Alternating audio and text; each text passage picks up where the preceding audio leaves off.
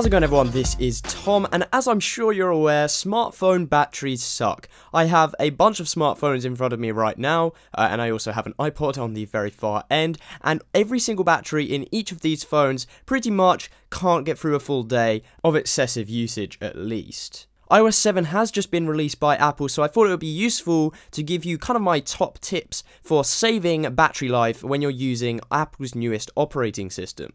There's going to be a bunch of tips, and most of them are very easy. You can kind of just implement them right now, and then a few of the ones at the end are for last-minute emergencies if you're panicking about your battery life on a day-to-day basis. Guys, I just also want to mention that if you're curious about what case I'm using on my iPhone 5S here, this is actually the Gear 4 Ice case, and it's actually one of my favourite cases for the iPhone 5 and 5S, and the link will be below if you want to check it out. So the first tip is AirDrop Management. When you are not using AirDrop, turn it off. Make sure it is turned off because it is a full-on battery drain.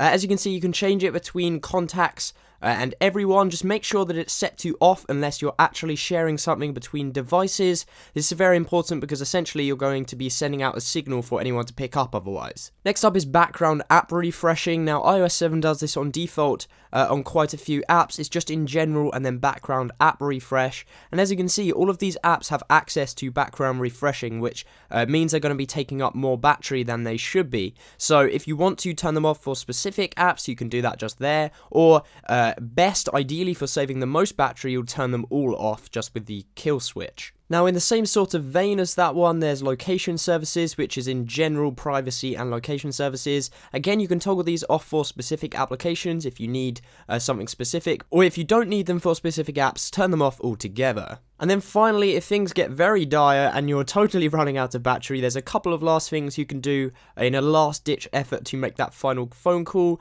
To crank your brightness right down to as minimum as possible, and also aeroplane mode is the best way of saving battery on your device, or if you need access to cellular internet, I would advise turning off both Wi-Fi and Bluetooth, and only turning them on when you need to use them. There we have it, guys. There's my kind of top picks for saving some battery life when you're using iOS 7. If you have found this video useful, definitely go ahead and leave it a like. Hopefully it will stop you having to charge your iPhone as frequently. If you're new to the channel, don't forget to subscribe. I put out lots of content just like this one, and I'm actually going to go ahead and link all of my iPhone 5S and iPhone 5C coverage in the description if you want to check that out. But otherwise, guys, thanks for watching, and I will catch you next time.